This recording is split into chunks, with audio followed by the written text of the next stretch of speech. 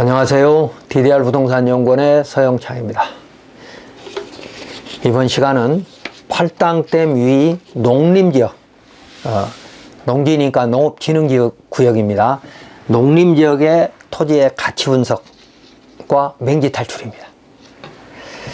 질문: 서울에서 한강을 거슬러 팔당댐을 지나 동쪽으로 올라가면 경치 좋은 남양의 토지가 많습니다.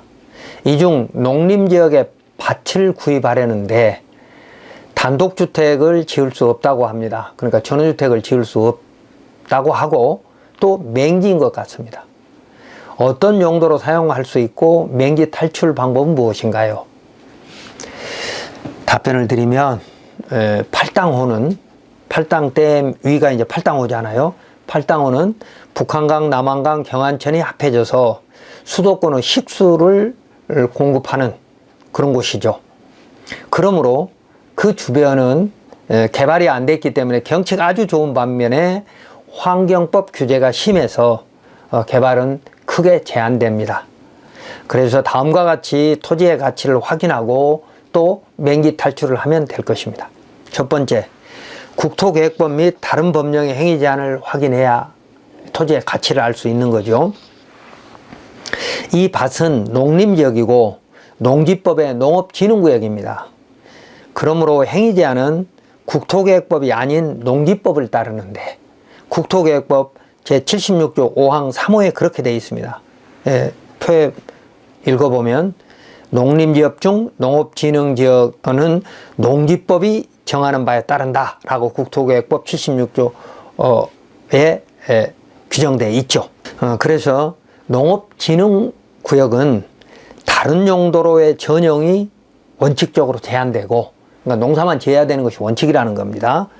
다만 예외적으로 농업인 주택 등 농업 관련 시설만 소규모 그리고 제한적으로 허용되고 있고, 특히 우량농지는 허가권자에게 농지법 37조 및 시행령 33조에 따라서 전용을 불허할 막강한 재량권이 있습니다. 그렇기 때문에 농업인 주택도 안 되는 경우도 있을 수 있지만 농업인 주택이나 농업용 창고 등은 원칙적으로 가능하다고 봐야 됩니다. 그러니까 대규모 용록을 제한하는 경우에는 그것도 안 될 수 있지만 이제 농업진흥구역 제일 외곽 쪽에 있으면 이제 가능할 수 있다는 겁니다.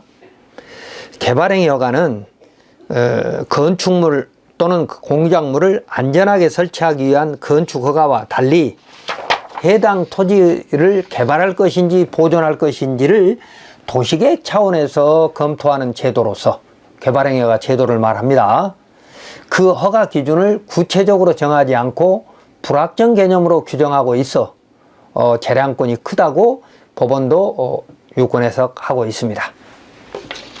그러니까 개발행위가 기준에 안 맞다고 불어되면 법원 가도 소송을 못 이긴다 이 말입니다.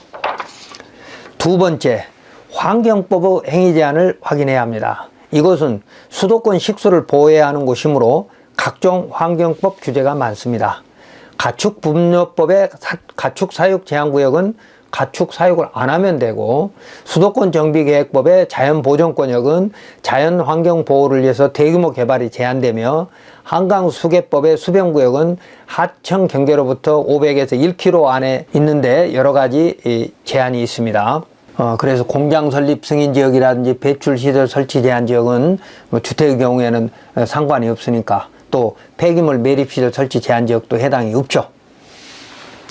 자, 그런데 환경정책기본법에 수질보존특별대책지역이 있습니다. 특별대책지역이란 수도권 대규모 식수원인 팔당 대청호 수질보존을 위하여 환경오염 우려가 현저하거나 환경기준을 자주 초과하는 오수배출시설, 폐수배출시설 등의 입지를 제한하는 지역입니다.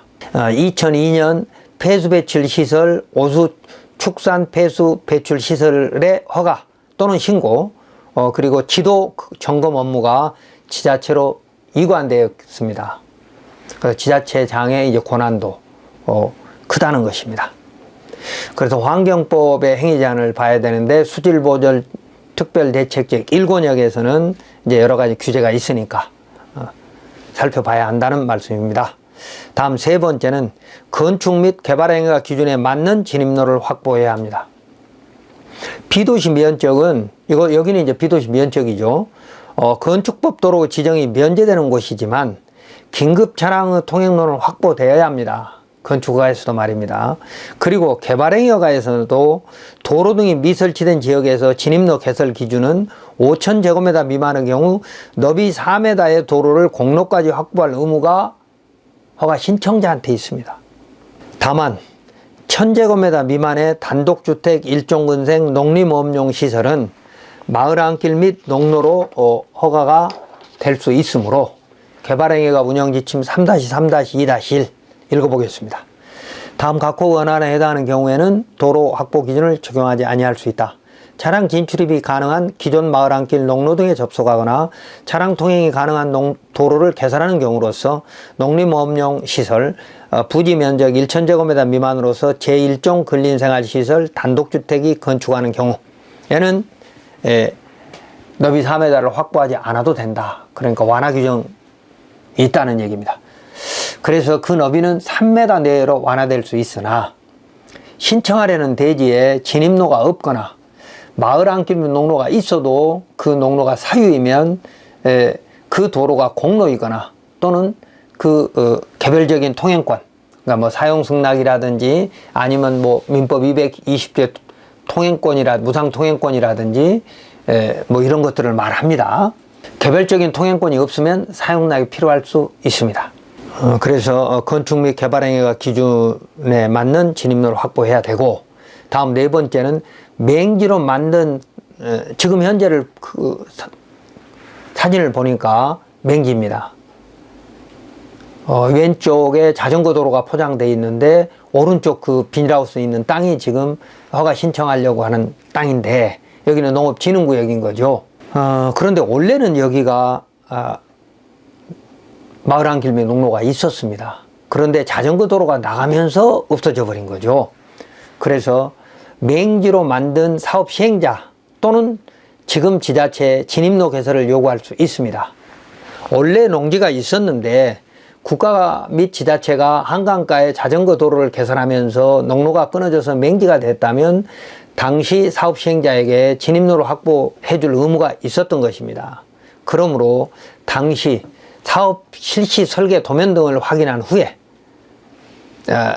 관리청에 민원을 제기해야 할 것입니다. 즉 맹지가 된 인근 소유자들이 연대하여 지자체에 농로 개설을 요구할 수 있습니다. 그러니까 지금 자전거 도로가 나가면서 맹지가 되는 필지가 여러 필지이고 소유자가 각기 다르니까 그분들이 연대해서 지자체에 농로 개설을, 적어도 뭐 건축법 도로는 아니더라도 농기계가 통행할 수 있는 농로 개설을 요구할 수 있다는 겁니다. 국가가 시행하였어도 당시 지자체가 협의하였을 것이고, 그때 협의라는 건 동의거든요. 하였을 것이고, 이런 민원은 지금 지자체에게 해결할 책임이 있기 때문에, 그러니까 뭐 몇십 년이 지나서 그때 사업 시행자한테 책임을 물을 수는 없다 하더라도 지금 지자체는 이런 고충 민원이 있으면 원칙적으로 해결 책임이 있기 때문에 당시 관련 서류를 확보해서, 그러니까 정보공개를 통해서 확보해서 이장을 통해서 군의원, 면장, 감사부서 등에 농로 개설을 빠르게 해달라고 고충 민원을 제기할 수 있다는 것입니다. 다음 다섯 번째, 주의토지 통행권을 검토해야 됩니다. 국가 및 지자체가 진입로를 서둘러 확보해 주지 않으면 소송하는 데는 시간도 많이 걸릴 수도 있습니다. 그래서 부득이 주변 토지 소유자를 상대로 주의토지 통행권 확인 소송을 통해서 진입로를 확보할 수밖에 없는 경우가 있을 수 있습니다. 이 통행권은, 주의토지 통행권은 앞서 여러 번 제가 설명한 바와 같이 민법 219조의 맹지 소유자의 권리이긴 하나 상대방 피해가, 양보하는 상대방 피해가 최소화되어야 하는 등 제한 사유가 있습니다. 주변 상황을 보니 바로 옆 농지가 진입로를 확보하기 위해서 필지를 분할해 놓은 것 같습니다. 그래서 그런 사정 등을 자세히 확인한 후에 토지 전문 변호사와 상의하여 주위토지통행권 확인 소송을 통하여 농로를 확보하면 될 것입니다. 농로 개설은 농지법 및 개발행위가 대상이 아닐 수 있습니다. 비포장 상태로 농기계 출입할 수 있는 공간이니까 농지법에서도 전용이 아닌 것이고, 농로니까 말이죠.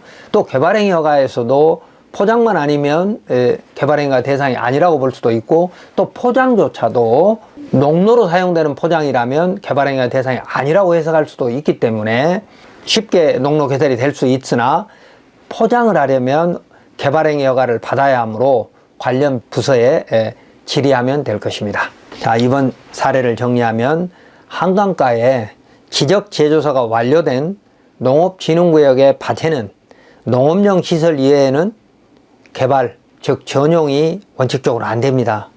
그래서 토지의 가격이 상대적으로 저렴하죠. 그러므로 이런 농지를 구입하려면 농지법에서 허용되는 건축물의 용도와 각종 환경법 규제를 검토해야 됩니다. 이런 각종 규제 법령에는 허가권자의 재량권이 큰데 그 재량권의 범위는 허가를 신청하여 허가청의 공식적인 보완 또는 불허 사유를 받기 전에는 어떤 전문가도 알기 어렵지만 토목측량설계사무실에서는 선행허가를 통하여 농지전용 허가 및 환경법 규제 내용을 개략적이나마 알고 있으므로 그 토목사무실의 도움을 받아서 취득하는 것이 안전할 것입니다. 또한 허가권자의 재량권 일탈 남용과 진입로 확보 방법은 변호사 등 전문가의 도움을 받아야 합니다. 이때 유의할 사항은 허가권자의 불허 처분에 대한 취소 소송은 승소 가능성이 극히 낮으므로 소송보다는 담당자를 보호할 수 있는 근거 법령 및 대법원 판례 등으로 허가 담당자를 설득하는 것이 나을 것이고, 반면 진입로 확보를 위한 주위토지통행권 소송은 서두르는 것이 나을 수 있습니다. 그러니까 주위토지통행권은 현재 토지용법, 그러니까 농지니까 농기계 출입할 수 있는 공간을 양보해 달라고 하는 것은 법원이 쉽게 받아줄 수 있을 것이기 때문에 토지전문 변호사와 상의하면 된다는 것입니다.